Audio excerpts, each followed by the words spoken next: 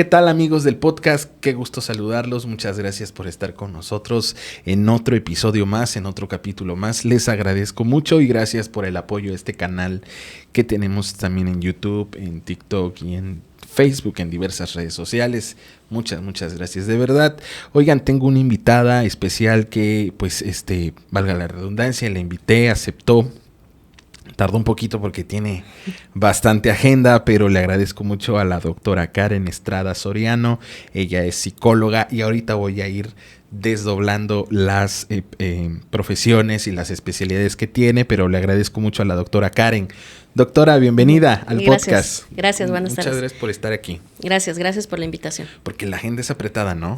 A veces un poquito. Anda de aquí para allá y no para la doctora. Les quiero decir que el perfil de la doctora es psicóloga. Además, ella es perita, tallerista, psicoterapeuta, es maestra, capacitadora e investigadora. Y bueno, pues además es licenciada en psicología, tiene una maestría en psicoterapia familiar, cuenta con la especialidad en terapia de pareja, cuenta con un diplomado en psicología forense, además es perita certificado en temas de abuso infantil, de violencia y de guardia y custodia, ¿está bien dicho? Sí. Para guardia y custodia de menores. De menores, niñas y niños y adolescentes. Exacto, y es doctora en psicología y bueno, aborda específicamente los temas de violencia de género, agresión sexual y abuso sexual infantil, que ya lo dijimos. Pues es un catálogo muy amplio, doctora, de experiencias. Platíquenos un poquito de usted, cómo ha sido este camino de especializaciones, de aprendizaje y en el tema laboral. Ya, pues cuando estaba en la licenciatura, como todas y todos los estudiantes, estaba en ese proceso de saber hacia qué área irme de la psicología. Realmente es una carrera muy noble y te deja como irte especializando en diferentes campos. Entonces, mi primer amor romántico en la psicología fue la neuropsicología, pero por cuestiones personales me tuve que regresar a Chiapas. Yo no estudié aquí. Soy de acá, pero no estoy acá. Me tuve que regresar y bueno, al no haber en ese momento aquí en Chiapas el área de neuropsicología, opté por entrar a estudiar psicoterapia familiar, porque a la par estaba entrando a laborar ya en el mercado laboral por primera vez en una empresa privada que se dedicaba en aquel momento a dar atención psicológica a los aspirantes al sacerdocio, a seminaristas, y talleres a sacerdotes y religiosas. Entonces necesitaba pues este enfoque clínico y empiezo a estudiar ahí la maestría. El enfoque clínico ya me gustaba desde la licenciatura, sistémico, y entonces acá una de las universidades privadas la seguí ofertando esa maestría con enfoque sistémico. Y dije, bueno, pues de aquí soy. Y ahí empieza como mi historia ya más de frente en lo clínico. Entonces me he especializado principalmente más en lo clínico, como psicoterapeuta. Soy psicoterapeuta familiar y ahí en la psicoterapia familiar llevamos una materia de terapia de pareja que me pareció muy interesante, y las docentes nos decían, si se quieren complicar la vida, estudian algo de terapia de pareja, porque ser pareja es difícil, atender a una es mucho más, ¿no? Entonces, uno de mis maestros de la maestría tuvo a bien traer la especialidad de la Ciudad de México, la trajo acá, a Tuxtla, y bueno, pues decidí ingresar porque me llamó muchísimo la atención, y fue que ahí estudié a través del Instituto de la Familia de México, pero con sede acá en Tuxtla, estudié esa especialidad. Y bueno, estando como que en ese proceso de estar en la clínica, empecé con la clínica de manera particular y por las mañanas siempre desempeñándome en otros trabajos. Estando justo en el primer trabajo de esta casa que se daba la atención a seminaristas, empecé, bueno, cuando a veces pensamos en seminaristas, sacerdotes, tendemos como a romantizar la idea y pensar que son personas que están todo el tiempo orando y que son personas perfectas, y nos olvidamos que son seres humanos como usted y como yo, que perfectamente traen un pasado muy doloroso, ¿no? Entonces, desde el proceso de evaluación que se hacía con ellos, era de la aplicación de pruebas psicológicas y la entrevista, porque también se busca un perfil idóneo, justamente por todas estas situaciones que ha sufrido la Iglesia Católica en tener agresores. No todos tienen el perfil de ser sacerdotes, evidentemente. No cualquiera. Desde la religión, desde la fe católica se habla como de la parte vocacional, ¿no? Del llamado de Dios. Pero está en la parte humana, ¿no? ¿El llamado de Dios sería solo el 50% del requisito? Sí. Sí, claro. ¿Y usted complementaría el otro 50%? Sí. Con el perfil psicológico? Claro, sí. El perfil psicológico que se le aplica a un sacerdote o el que aspira a ser un sacerdote, ¿cuál es su propósito? Que sería ver cuáles son sus heridas, Okay. cuáles traumas tiene. Por ejemplo, algo bien interesante que encontrábamos es que más de la mitad de la población habían sido víctimas de abuso. Okay. Siendo hombres en un país machista, que no se habla de esas cosas, entonces es más esperado que sean las mujeres las víctimas. Sí. Pero nos encontrábamos muchas historias que habían tenido algún tipo de agresión en su infancia. Vienen de familias donde hay ausencia de alguna de las figuras de maternaje o paternaje. También muchos de ellos vienen también como esta situación de un estado de pobreza, porque vienen de comunidades. Y entonces, por ejemplo, muchos confundían la parte vocacional con la oportunidad de estudiar, porque llegaban a los pueblos, las misiones o el sacerdote, ya había el retiro y pues te vas a ir a la ciudad, allá vas a estudiar una carrera y todo esto. Entonces había como la mayoría, podría yo decir, la buena intención, pero esos monstruos del pasado, y en cualquier persona, pero ahorita que estamos hablando del tema del sacerdocio, pueden presentarse en el futuro, ¿no? Sí, claro, justamente por eso suceden muchas situaciones después de abusos, ¿no? Que hay dentro de la propia iglesia. Que hay dentro de la propia iglesia, porque desgraciadamente las víctimas de abusos, no todas, pero un porcentaje que no lo trabaja, que no elabora la herida, posteriormente se convertirá en un agresor sexual. Doctora, estoy platicando con la doctora Karen Estrada Soriano, a quien le agradezco nuevamente que esté dedicándonos estos minutos aquí con nosotros en el podcast. Un niño, ¿cómo puede describirle con palabras sencillas o fáciles de entender a un adulto, llámese a su mamá, a su papá, a un ser querido, cercano, que está teniendo una agresión? Lo dice, esto es pregunta, lo dice así como esa boca de jarro: mamá me tocó, mamá fíjate que me dijo esto, me hizo el otro, o hay otro tipo de señalización que de pronto usted detecte y diga, por aquí puede haber esto? Bueno, podemos hablar de dos poblaciones. Una, que serían las niñas y niños que así de la nada dicen, me pasó esto, que va a ser los menos. Los menos. Los menos. Yo te voy a explicar por qué. Okay. Y los segundos, que sí es a través de la observación, principalmente de quien esté a cargo de su cuidado y crianza, que puede ser mamá, papá o abuela, abuelo, ¿no? ¿Por qué digo que son los menos? Para que un niño o niña sea víctima de abuso, es porque su agresor previamente lo analizó y lo eligió como víctima. O sea, el agresor no elige a ciegas a su víctima. ¿Por qué? Porque si el agresor elige a una víctima que es un niño o una niña extravertida, que tiene buena comunicación con las figuras que están a cargo de su cuidado y crianza, que fácilmente sabe identificar las cosas, diferenciar lo bueno y lo malo, si una niña o un niño con estas características llega a ser víctima de un agresor, inmediatamente lo va a decir. Y lo va a hacer saber. Claro, sí. Tal vez al agresor le pueda pegar o le pueda decir, no, eso está mal, e inmediatamente irá a decirle con su cuidador o cuidadora, o si no está en el momento, en cuanto lo vea le va a decir, mi tío, mi abuelo, mi papá, mi maestro, me hizo tal cosa, ¿no? Ya. Entonces, por eso es por un lado. Por eso son los menos. Los menos, ok. ¿Por qué? Porque el agresor, el 95% no tiene una sola víctima y no lo hace una sola vez. Okay. El agresor tiene muchas víctimas y lo hace durante mucho tiempo. ¿El agresor es un obsesionado de la agresión? obsesionado es una palabra interesante, pero no, no podemos hablar de obsesión. De obsesión porque se trataría como una patología. Ok. Y las patologías pueden ser no tu culpa, ¿no? Ok.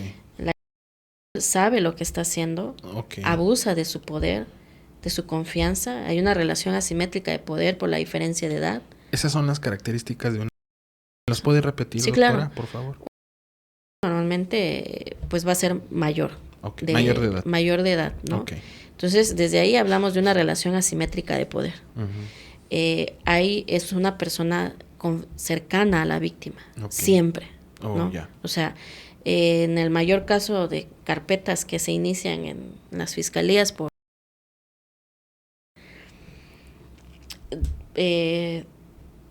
será el 0.5% que sea de un extraño. Okay. Todas las demás son el abuelo, el tío, el papá, el hermano, el maestro, el sobrino, el primo, el vecino. O sea, alguien que es cercano, okay. Tiene acceso a la víctima con facilidad. Oh, yeah. Entonces, okay. Es alguien conocido, es alguien cercano. Del primer círculo. Del primer círculo.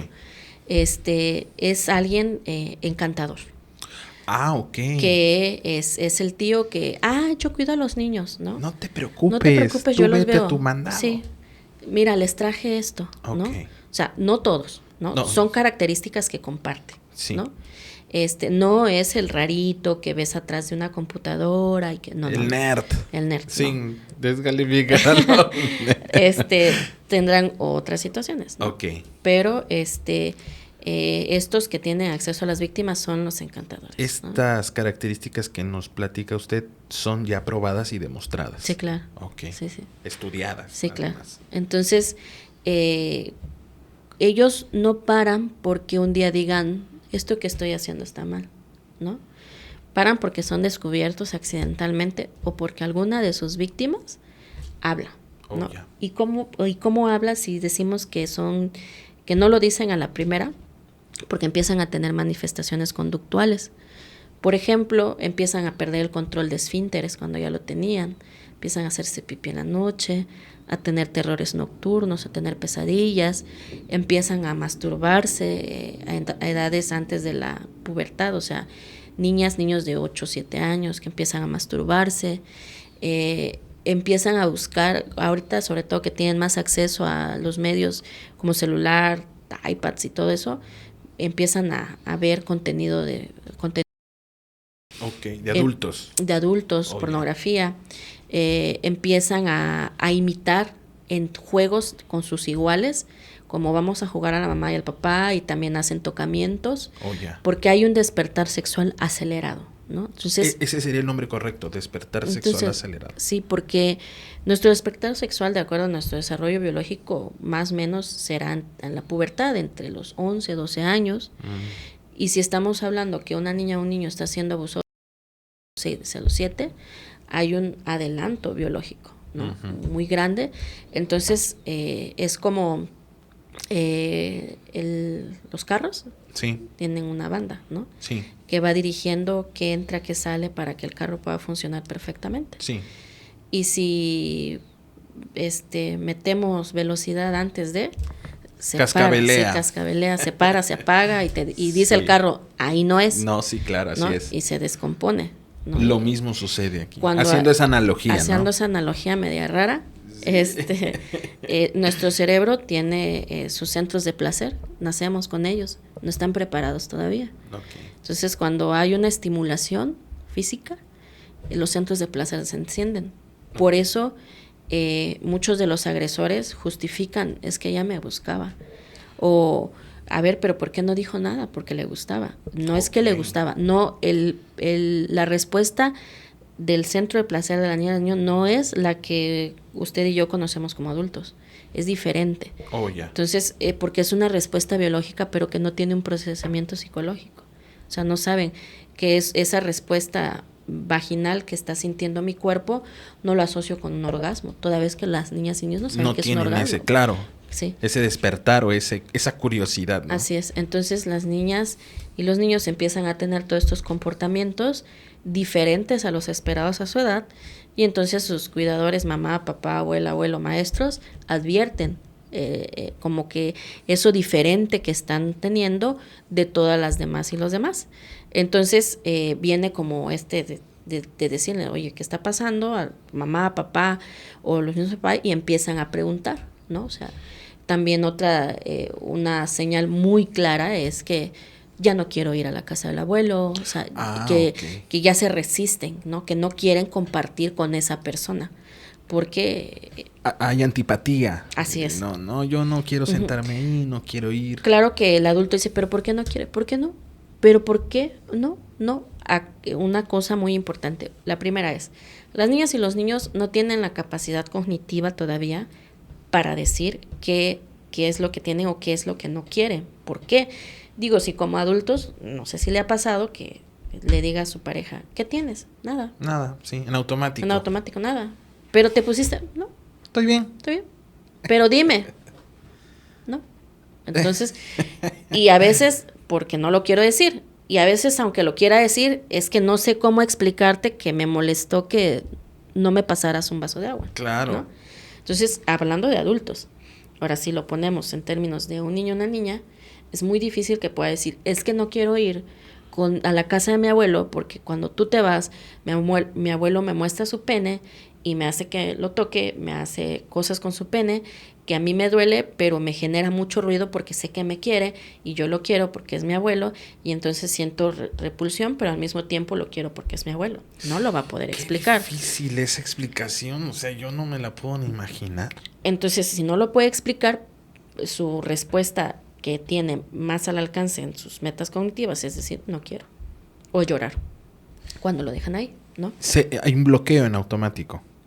Es un mecanismo de defensa, porque no puedo decir, no quiero estar ahí, entonces es no, y lloro, entonces porque es dentro de su bagaje, es lo único que tienen para poder defenderse en ese momento. Desafortunadamente, doctora, vivimos en una, espero no hay una ofensa, vivimos en una idiosincrasia, ¿no? ¿Cómo se llama?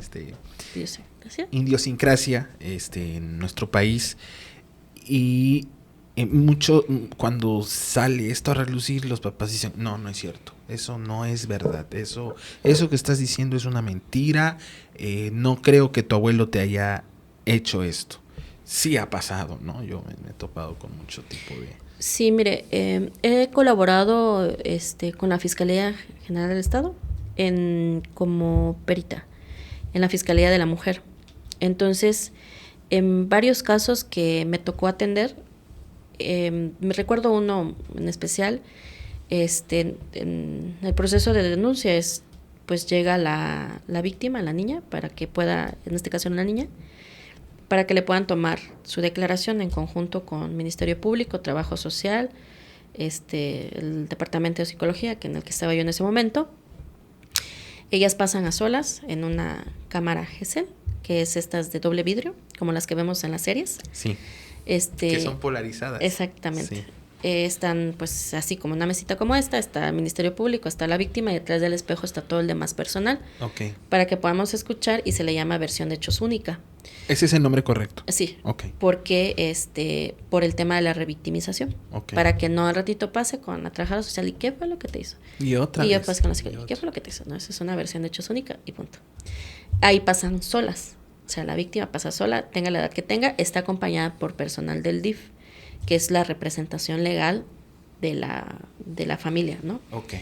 No pueden pasar mamá, papá, justo para que no se malinterprete de que le están haciendo señas. Okay. ¿No? Entonces, así de que no. Ajá, sí. O di esto, ¿no? Entonces la niña o el niño tiene que decir cómo es.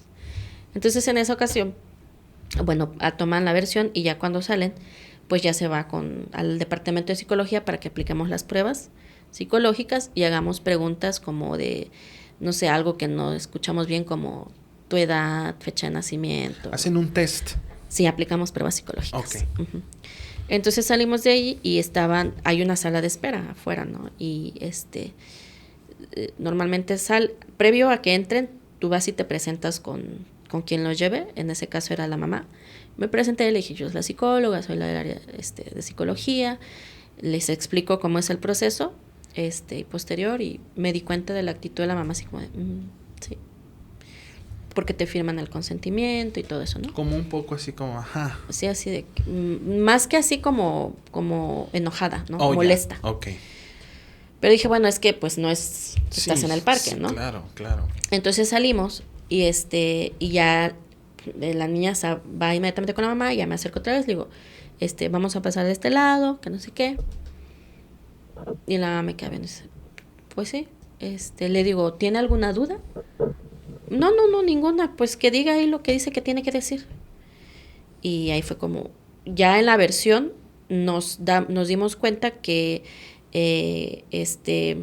no puedo dar muchos detalles por cuestiones legales. Sí, claro.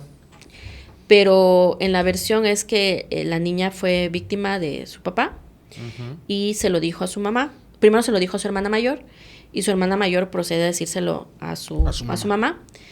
Y su mamá habla con su esposo y le dice, o sea, ya no lo hagas, ¿no? Okay. O sea, ya no lo hagas, pero la niña... Ya no lo hagas y es ahí ya. y va en, como decir la palabra, en default, ya no lo hagas, lo olvidemos, te perdono. Ajá, sí. Ok. Sí, Wow. entonces, pero se dio cuenta la abuelita. Entonces, la abuelita llega y así como de que, o sea, no, ¿qué está pasando? Y como se hizo todo así, se intensificó todo dentro de la familia, entonces el señor decidió entregarse. Él decide entregarse. Entonces, que fue algo así como inaudito de, ¿te vienes a entregar? Porque así llegó caminando a la fiscalía y él se entregó. Pero, él se entrega, y entonces la mamá estaba muy enojada. Porque hablaste, por tu culpa se hizo todo esto, y ahora estamos en esto, ¿no? Y pues ya que digas lo que tengas que decir. Ya cuando entró conmigo la niña, era como, ay, ¿qué tal? ¿Cómo estás? ¿No? Así, esta parte súper micro de rapport, porque no tenemos mucho tiempo. La demanda de trabajo en la fiscalía es muy grande. Entonces no tenemos... Mientras usted está atendiendo este caso, atrás ya tiene otros 5 o 6 más, ¿no? En el mismo día a lo mejor uno más. Pero, o sea, sí, éramos 5 peritos. Entonces, aquí sale uno y aquí está entrando otro perito. No sé, creo que al día agendaban 3 o 4 niñas. Al día. Más las adultas. Tengo que hacer un corte, pero antes de irme al corte, no sé si en 1 o 2 minutos me puede usted decir. Evidentemente la agresión está tipificada como un delito. ¿En qué grado, doctora? Grave. No hay forma de pedir alguna prórroga o es vinculación a proceso. Sí. Inmediata, sí. Ok. Sí. Digo, fianza es la palabra que iba a decir. Fianza, no, creo que no. Ok. Yo no soy abogada, pero creo que no. Agresión y acoso es lo mismo. El acoso es una forma de agresión. Es una forma. Ok. Y la agresión es directa. O sea, vamos a entender por todo aquel acto que realiza una persona en contra de la intimidad o integridad sexual de otra. Okay. Puede ser física, verbal, a través de videos, imágenes, que yo tenga fotos tuyas y las reproduzca, porque estoy faltando a tu intimidad, estoy agrediendo tu intimidad sexual. Wow. Ahorita andamos más de ese tema. Déjeme hacer un corte, ¿sí? Sí. Estamos platicando con la doctora Karen Soriano, que es Karen Estrada Soriano, es doctora en psicología y bueno, tiene varias especialidades que ahorita las vamos a ir desdoblando. Continuamos.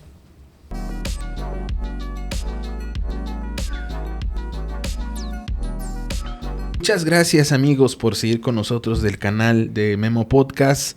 Sigo platicando con la doctora en psicología Karen Estrada Soriano, a quien le agradezco nuevamente, doctora, por estar con nosotros.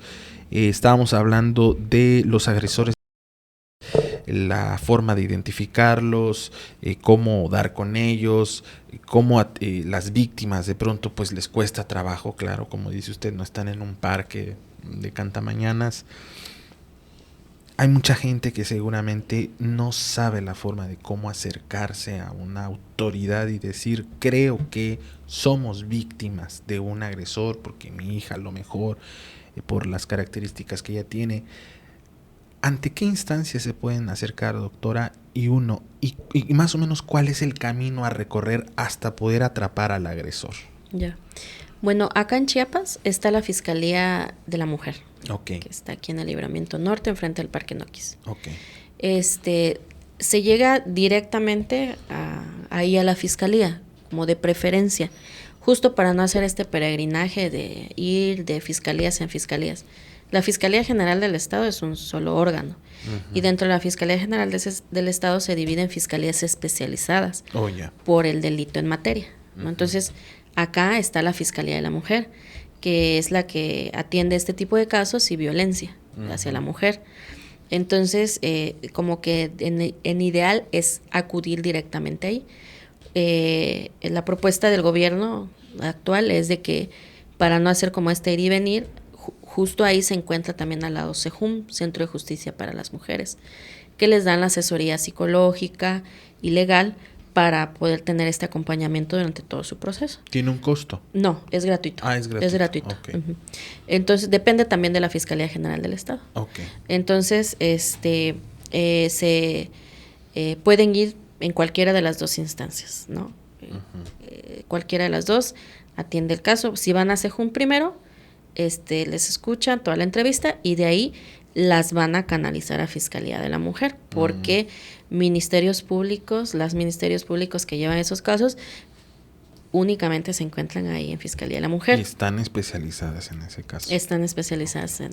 Ahí no me voy a topar con gente de que es que entró a mi casa fulano y me quiso robar. No, esos temas ahí no se hablan. No, esos están, por ejemplo, en la Fiscalía Metropolitana. Ah, ok, correcto. Ahí es para mujeres. Para víctimas. Mujeres, sí, y víctimas, sí. Okay. La idea no es revictimizarlas, ¿no? La idea no es revictimizarlas. Entonces, una vez que llegan ahí, pues ya llegan y vengo a poner una denuncia por una agresión. Entonces, pues esperan su turnito. Claro. Y ya en el primer día no necesariamente tiene que ir la víctima. A veces va solo mamá, papá para pedir informes y saber cómo se va a llevar. Entonces ya los canalizan a una de las unidades de atención de delitos de sexuales, ¿no? Entonces ya el Ministerio Público les apertura el registro de atención y ya les toma todos sus datos y todo eso y ya les dan una cita. Porque en la cita, lo que le decía hace un momento, llegará personal del DIF, porque ya ese día tiene que llegar la víctima. Ese día es el día que se le va a tomar la declaración, que es la única vez que va a llegar la víctima a la fiscalía. Solo va a haber una versión. Solo va a haber una versión. Okay. A veces pueden suceder cosas técnicas tales como que... Olvidé decir este dato. Sí, o por ejemplo, en el momento, o sea, llega la acompañante y la víctima y pasamos a la cámara GESEL. Antes de que pasen todos los especialistas, pasa el personal del DIF. Y el personal del DIF es una abogada y una psicóloga, hombre o mujer, ¿no? Y le hacen un examen de estado mental a la víctima para ver si está en las posibilidades de llevar a cabo su relatoría de hechos. Ese es el nombre correcto, relatoría de hechos. Relatoría de hechos.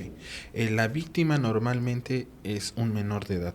Sí. Tiene que ir, como es menor de edad, va con el consentimiento propio de los padres. Y no el de los padres, de mamá o papá. ¿Puede haber resistencia? ¿De mamá o papá? Del menor o de la menor. Pues ahí les dicen, ¿no? Que platiquen con la víctima de qué va a ir a hacer, que le expliquen. Entonces, en ese examen de estado mental que hace en este caso el DIF, les preguntan si están de acuerdo, si van por su propia voluntad, cosas como qué día es, qué fecha es, para ver que esté ubicado en tiempo, ¿no? Entonces ya... Aunque suene redundante, pues aunque suene que hoy es lunes, ¿eh? Sí. Ahí de todas formas hay que asentarlo. Sí, sí, eso lo hace personal del DIF. ¿Es un personal psicóloga y abogada? ¿Trabajador social? No, psicóloga y abogada. Nada más. Nada más. Ok. Doctora, bueno, aunque mucha gente sabe cuál es el propósito de un ministerio público o de una ministerio público, hay mucha gente que no lo sabe. ¿Usted no los podría describir, doctora? Sí, ya que sale el personal, dice que sí es apta la víctima. Entonces ya entra la Ministerio Público en ese momento. Y detrás del cristal estamos el resto del personal para no también estar como todos ahí encima, ¿no? Sí, claro. La víctima no nos ve, solo está frente a frente con la Ministerio Público y a sus espaldas está el personal del DIF que garantiza que todo el proceso sea de acuerdo a la ley y que le hagan preguntas apropiadas. No unas preguntas que... Uh-huh. Entonces, Ministerio Público toma nota, así tal cual como lo dice el niño o la niña, pues estamos desgraciadamente en un país que culturalmente acostumbramos a llamarle a los órganos sexuales de otra manera, ¿no? Uh-huh. No pene, no vagina. Entonces, así tal como lo nombra el niño o la niña, lo coloca y hace la entrevista. Y esa misma entrevista, esta versión de hechos, son la que nos va a compartir a Trabajo Social y a Psicología, porque eso a nosotros nos sirve para integrarlo en nuestro dictamen. Yeah. Entonces, posterior a eso, pues se van a Psicología y Trabajo Social para las valoraciones y Ministerio Público va integrando la carpeta de investigación, que va a incluir, pues entre otras cosas, los peritajes que hacemos Psicología y Trabajo Social, los peritajes también criminológicos, creo que van a tomar fotos a las direcciones en donde se llevó a cabo, toda la investigación que hace la policía. Ahí todavía no están en búsqueda del agresor. No, están integrando todas las pruebas. Todas las pruebas, ¿no? Todas las que se puedan tener. ¿Quién decide decir vayan por el agresor? El Ministerio Público. Al Ministerio. Uh-huh. Entonces, cuando ya integra todo, gira la orden de aprehensión. Ok. Gira Le la orden dice de aprehensión a un juez, sí. Oiga, mire, yo tengo todas estas. Por eso se necesita primero todas las pruebas. Ok. Uh-huh. No puede ir el Ministerio Público por el agresor así nada más que, fíjese que me vinieron a poner una denuncia. No, tenemos que integrar todo eso. Con la orden de aprehensión. Con la orden de aprehensión. Okay. Ya que se libera la orden de aprehensión, entonces ya es capturado el agresor. El agresor. Ajá. En este caso, en el estado de Chiapas, pues es a la mate. Ok. Por el tipo de delito. Y ahí se llevan a cabo todas las diligencias. Sí, ahí ahorita por el tipo de juzgamiento que es oral, entonces ya ahí se hacen las audiencias allá en el Amate. Hay una sala acá, una sala penal, pero la gran mayoría es allá. Hay un porcentaje alto de agresores que se defiende, que es su derecho naturalmente, pero que que niega los hechos, doctora. ¿Usted se ha enterado de eso? La verdad, esa parte nosotros no teníamos acceso.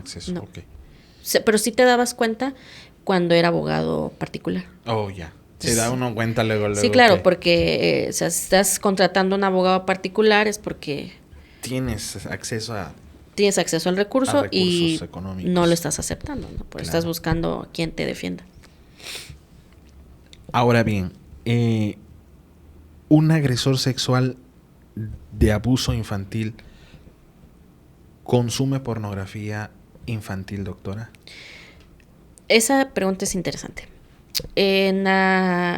Cuando yo ingresé a la Fiscalía General del Estado, ingresé a la Fiscalía contra la Trata de Personas, que es la Fiscalía de Materia aquí en la Fiscalía General del Estado, que es el encargado exclusivo de las carpetas de investigación por... Vamos a empezar primero, que es la mal llamada pornografía, que es, yo lo considero así, es más bien la documentación a través de videos y fotografías de los agresores sexuales que después comercializan con ese producto, ¿no? Porque, por ejemplo, si usted busca en internet actores de pornografía, o sea, son personas adultas que deciden, es como muy subjetivo decir libremente, claro, ¿no? Libremente, sí, claro. Pero que los que se llaman actores, o sea, no los que son víctimas de trata, digamos los que son profesionales. Que son profesionales y famosos, comillas, ¿no? Sí, claro. Una calife por ahí, ¿no? O sea, saben lo que están haciendo, son pagados y son actuaciones. O sea, como en un set como ¿no? Que cuidan el ángulo y todo eso. Entonces es diferente ese material pornográfico al que decimos que se ha denominado pornografía. Entonces, este es un trabajo colaborativo a nivel internacional. Cuando nosotros usamos nuestros teléfonos celulares y computadoras, todo lo que tenga dirección IP es detectado. Entonces, usted en su celular puede poner no rastrear, no buscar, no esto.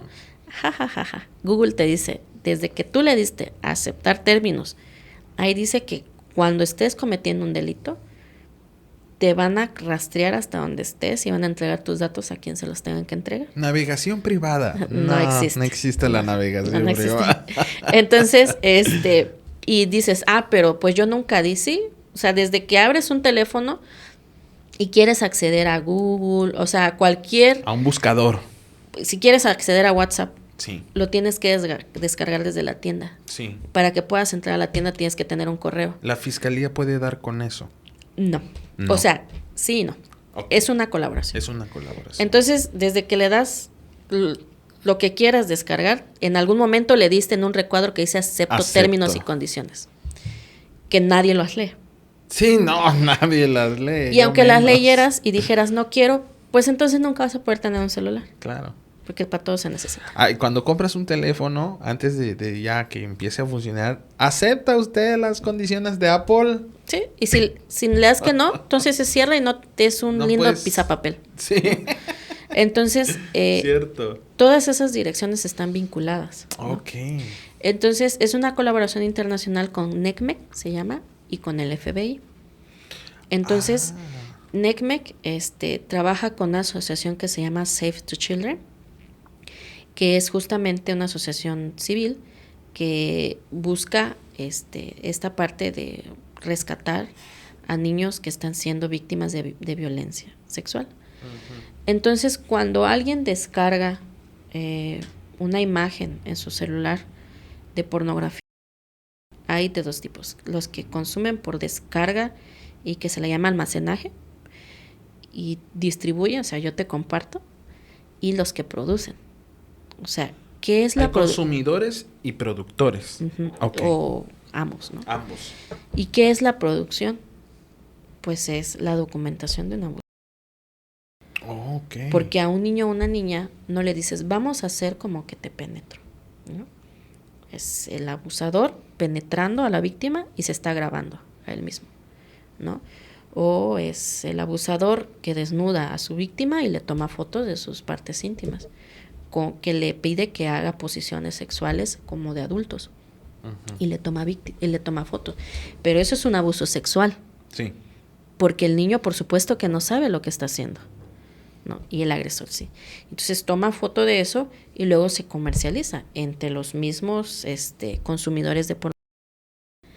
Entonces, cuando se detecta eso, NEC me dice, a ver qué está pasando. Y entonces hacen colaboración con el FBI y dicen, aquí hay una persona. Esto lo mandan a todos los países. En México, el encargado es la Guardia Nacional. Hay una división dentro de la Guardia Nacional para ver ese tema. Sí. Okay. Y dentro de esa división de la Guardia Nacional hay una comandante. O sea, es una sola mujer. Wow. A nivel nacional. Es una increíble persona. ¿Usted ya la conoce? Sí, la conozco porque hemos estado en juicios. ¿Es tratable? Es un amor. Es un amor. Tú la ves y dices, es una linda persona y no sabes que va a hundir a todos. Sí, claro. Entonces... Te voy a hincar. Sí, lit. Entonces, a ella le llega esta información y dice, mira, de tal IP, y le mandan así el disco. No. En el disco está la recopilación de todas las imágenes y videos que se encontraron en una dirección IP, que son cientos. O sea, son carpetas de carpetas de carpetas que se integran en un disco CD, un disco. Ese dice, ok, y ella ve este IP a qué región del país pertenece. En este caso dice, el caso que les voy a ilustrar, dice, es de Chiapas. Entonces ella lo manda a la Fiscalía General del Estado. Y aquí la Fiscalía General del Estado dice, bueno, esto compete a la Fiscalía de Trata de Personas. Entonces ya llega a la Fiscalía de Trata de Personas y es asignado a un ministerio público. Se viene desdoblando desde allá arriba. Así es. Sí. Así es. Okay. Llega al ministerio público y entonces el ministerio público dice, bueno, tenemos material para analizar, pero ojo, aquí no hay una víctima que diga, yo voy a ir a poner una denuncia por pornografía infantil. Sí. Llega por material. Entonces... ¿Es el llamado por oficio? No. Que dicen, lo persiguen por oficio. Se persigue por oficio el Ok, tipo de delito. El tipo de delito, ok. Pero hay una, o sea, hay una solicitud, Ok. ¿no? De que se tiene que hacer Internacional. internacional. Que Sí, se tiene que claro. hacer. Entonces ya, ¿cómo vamos a determinar que eso es un delito? Los dos peritajes que lo determinan es el peritaje médico y el peritaje psicológico. ¿Por qué? ¿Cómo se hacen estos peritajes? A nosotras como peritos nos entregan el disco y dice, analízame el disco. ¿Qué vamos a analizar? Las imágenes y los videos que contienen. Qué duro, doctora. Entonces, primero tiene que pasar por una médico y ella, la médica, revisa las imágenes y los videos. ¿Y qué es lo que determina? Que de acuerdo a lo que ve, es una persona que por las características fisiológicas pertenece a una niña o un niño y no a un adulto. Por el tamaño y grosor del pene, por los botones mamarios, todos esos. Muchas de las imágenes, por ejemplo, por el ángulo o por la mala calidad de la imagen, no se puede determinar, ¿no? Los productores de la porno amateurs, Pues sí, porque... o sea, no utilizan equipo profesional, No, ni no, no. iluminación, y por favor, aquí está el set, y no. O sea, insisto, es el tío que está abusando de la sobrinita Ok. y agarra su celular y desde aquí. Ok, ¿no? hace una selfie, Hace una un selfie. encuadre todo feo Así, ahí. exactamente. Y eso lo venden Algunos lo venden o lo intercambian. o lo intercambian. Ujú. Como, pues, fichitas, ¿no? Yo te doy fotos de esta y tú dame de esta. Voy a sonar un poco despectivo, pero creo que ese tipo de gente, y ahí le pregunto yo, ¿qué son gentes o son monstruos? ¿Qué son, doctora? ¿Usted cómo les llamaría? Yo les llamaría monstruos. Es que no pueden Pues ser es usted muy gente. amable. Soy muy amable. Sí, pues sí. Después de ver eso, no, monstruo ni es- se le acerca, ¿no? ¿Tiene algún término o usted no lo quiere comentar? No lo quiero comentar. Ok. Porque todos no lo van a editar. Entonces, ya que la médica dijo, en este caso que les comparto, realmente cuando yo entré a la Fiscalía General, cuando entré a la Fiscalía contra la Trata, la fiscal en ese entonces, una mujer extraordinaria, una de mis mejores jefas que he tenido, ella me entrevistó y me dijo, dice, ¿sabes hacer peritajes? Le digo, sí los he hecho. Dice, ¿y de pornografía? Le digo, no, la verdad no. Dice, era la respuesta que esperaba. Porque nadie lo sabe hacer. Porque es nuevo aquí en Chiapas. Y no es nuevo el delito. Lo que es nuevo es que se haga. Y nadie lo quiere hacer. Ni lo saben ni lo quieren hacer. ¿Tú lo quieres hacer? Dije, pues sí me enseña. Ah, bueno, eso es lo que quería, ¿no? Porque pues no sabía. Y en ese momento tampoco sabía, o sea, no dimensionaba que era el que me iban a dar las imágenes y los videos. O sea, era que voy a hacer algo, no sé qué, pero voy a hacer algo. Okay.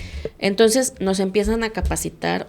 Estábamos en la pandemia, estábamos en el 2020, agosto del 2020, estábamos en pandemia. El tiempo perfecto dedicado para, ahora valga la redundancia, para dedicarle todo el tiempo. Así es. Estábamos encerrados. Sí, entonces nos empiezan a capacitar online por la Guardia Nacional.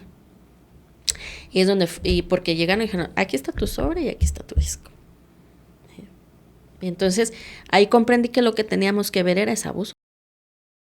Entonces, antes de eso, pues sí había escuchado a través de mis pacientes historias de abuso. Y cuando si yo ahorita le digo, ya fue a ver Joker 2, y me va a decir, no, pues dicen que es un musical y que está bien feo. Y usted se lo va a imaginar, ¿no? Uh-huh. Se va a imaginar gente cantando. Sí. Y desde ahí puede decir, ay, no, qué flojera, si no le gustan los musicales, ay, no, qué flojera, no quiero ir, ay, no, ver cantando al Guasón, ¿qué onda? Eso no, pero se lo va a imaginar. Sí. Basándose en las escenas del Joker 1. Sí. Pero es diferente el impacto que va a tener cuando vaya y esté en la sala y lo vea cantando. Y va a decir, ay, sí, no, y se va a salir. Sí, no. Claro. Bueno, es así. Es diferente que una persona te platique. A mí cuando era niña, mi papá me tocó, mi mamá esto, mi tío esto. Y tú puedes decir, ay, pobrecito. Y te lo imaginas, sí, claro, por lo que has leído, ¿no? De que por lo que te contó. Te lo imaginas por lo que has leído de qué es una agresión sexual, qué es esto, qué es el otro, etcétera. Y hasta ahí, ¿no? Y puedes hacer como, bueno, te das una idea. Pero ver las fotos y ver los videos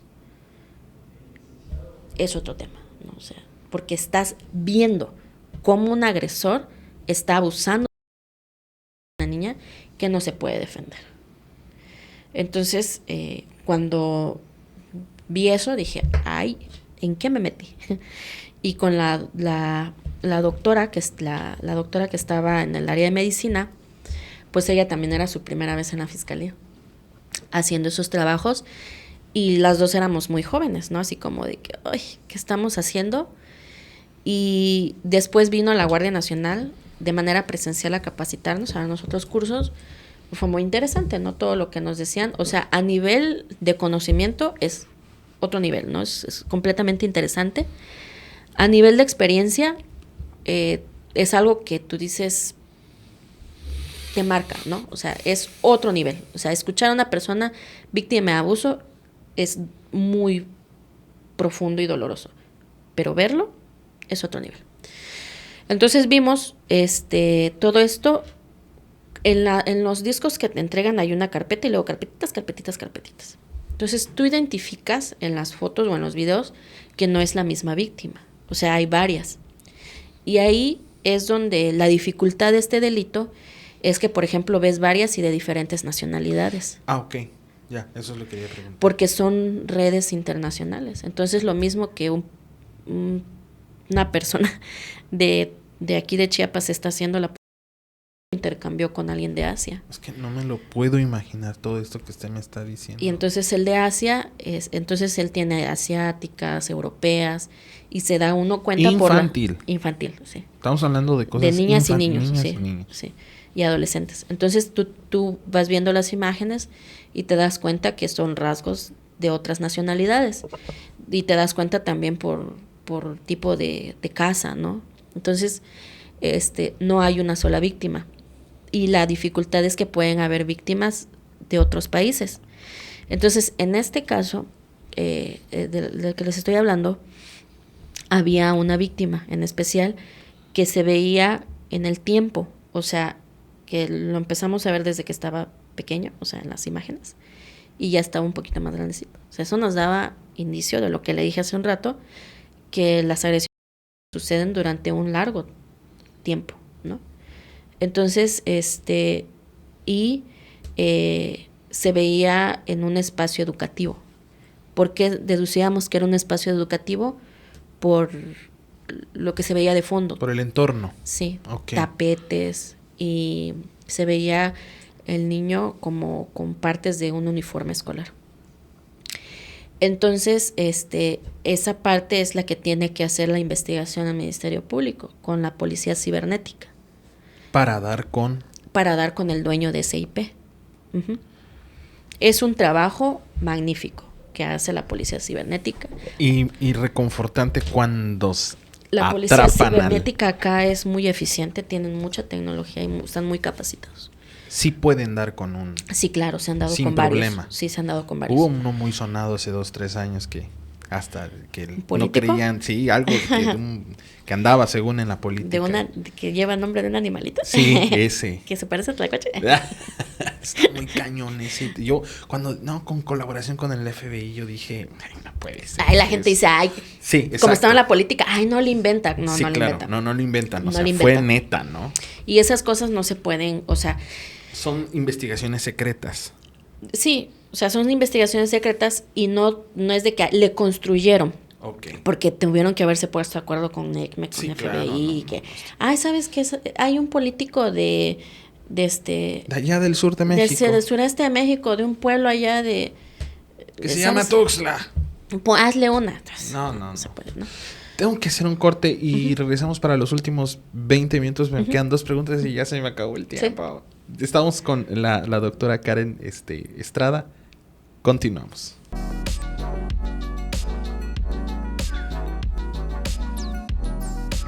No sabe cómo le agradezco que esté con nosotros. Pues me quedé corto con los temas porque es tan amplio el tema de la agresión, del abuso sexual, de la pornografía. Yo sé que YouTube me lo puede censurar, pero es un tema que no acaba, ¿no, doctora? Es tan amplio. Sí. Por ejemplo, en ese caso, se giraron las órdenes de aprehensión en el 2021 en el 2021, ya después de toda la investigación que hicieron ya la Policía Cibernética de aquí, dieron quién era el agresor. En este caso se identificaron, no recuerdo bien si 2 o 3 víctimas chiapanecas, y una víctima sí quiso iniciar su proceso. ¿Un consumidor de pornografía infantil puede ser perseguido de oficio? Sí, porque tiene contenido. Contenido. Uh-huh. Eso está tipificado como un delito. Es un delito. Es sí, un delito, aunque sea consumidor. Sí. Con solo consumirlo ya es delito, ¿no? Creo que almacenaje. No sé si es consumo y almacenaje. Okay. Porque tengo una carpeta por un almacenaje. Okay. Y en este otro caso, en el que les estaba diciendo, se giran las órdenes de aprehensión, pero tú te das cuenta que están en una red. Sí. Porque empiezan a tirar amparos, ¿no? Okay. O sea, ya estando dentro, porque lo detuvieron, pero estando dentro para que no se llevara a cabo, sus audiencias y el juicio. ¿Le echan montón? Le echan mucho dinero. Wow. Porque estuvo 3 años sin ser enjuiciado. Y apenas creo que fue en junio, okay, se llevó a cabo el juicio y tenemos que llegar todas las peritos. Viene la de la Guardia Nacional, que es la que da toda esta parte. Viene otra de la Guardia, ella expone ahí todo el material, ¿no? Lo ve el juez y esto. Y los peritajes médico y psicológico, ¿no? Obtuvimos una sentencia por 180 años. 180 años. 180 años. Wow, es bastante. Es una condena histórica, es la más larga que se obtiene en todo México. 180 años. Es la primera, 180 años por el delito de pornografía. Creo que él era por producción y almacenaje. Y le faltaba la sentencia por abusos. Carpetita. Jamás, nunca en la vida en la calle ese tipo de gente basura. Así es. Y lo peor es que puede ser cualquiera. O sea, usted lo ve y...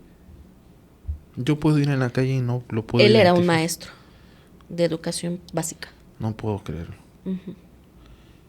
Le destruyes la vida a un infante con una agresión. Digo, yo lo sé que sí, pero se lo estoy preguntando a un profesional. Es una afirmación y es pregunta para siempre su vida, doctora. ¿Hay forma de poder?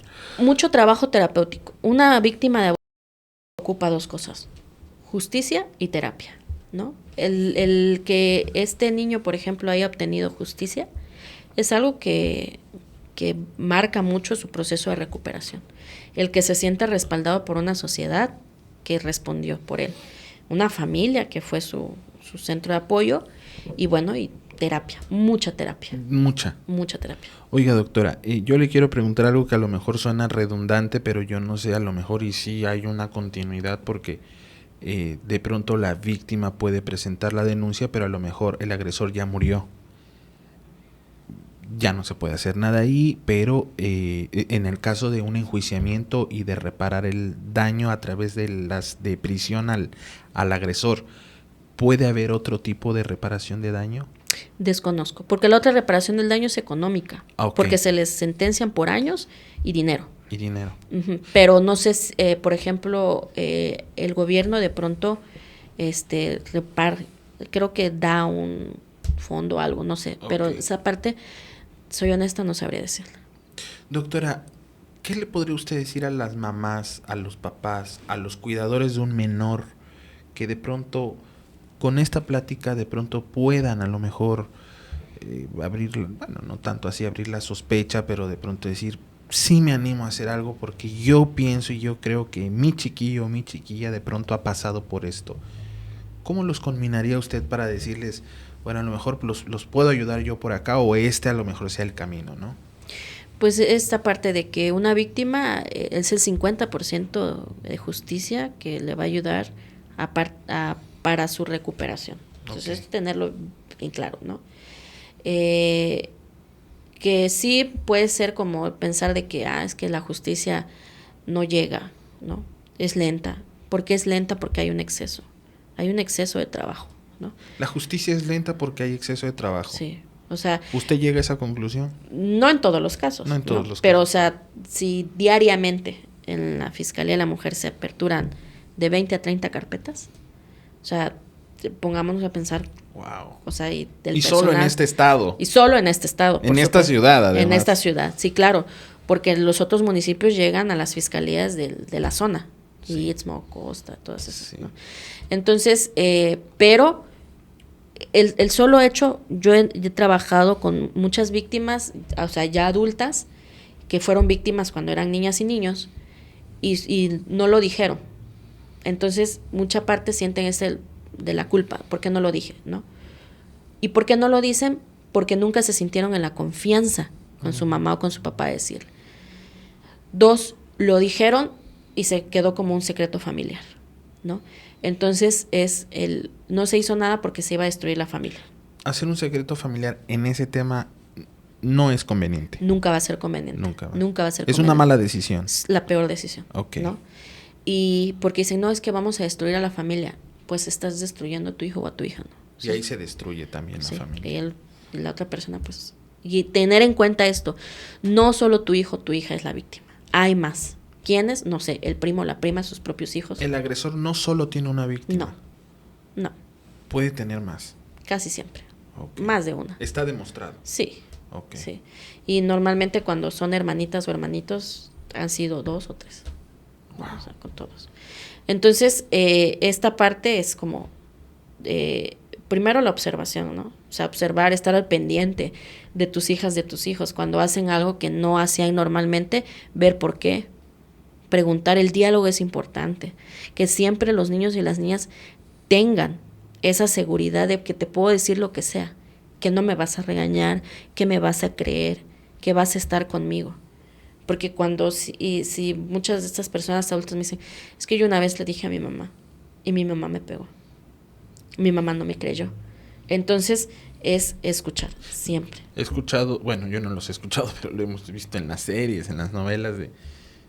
Deja de decir burradas, eso no es cierto. Dicen, es que los niños inventan. A ver, sí, los niños dicen mentiras. Eso es real. Eso es real, diario. Pero, ¿qué tipo de mentiras dicen? Por ejemplo, si yo a mi hijo, a mi hija, nunca le he hablado de ovnis, jamás vivimos en un pueblito donde no se sabe de ovnis, nunca han visto de eso, no va a llegar a decirme, mamá, vi un ovni, porque es una información que en su cabecita no existe. Claro.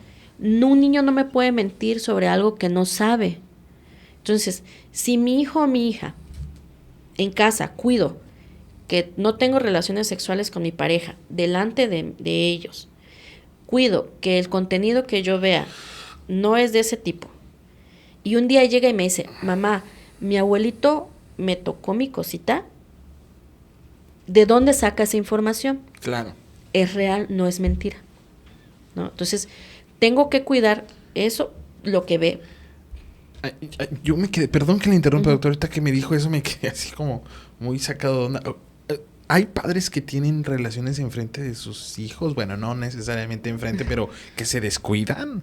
Pues es que es el clásico, ya está durmiendo. Ah, ok. Porque duermen en la cama, ¿no? Sí, o claro. en el mismo cuarto. Eso no es correcto. Eso se debe de tipificar como abuso.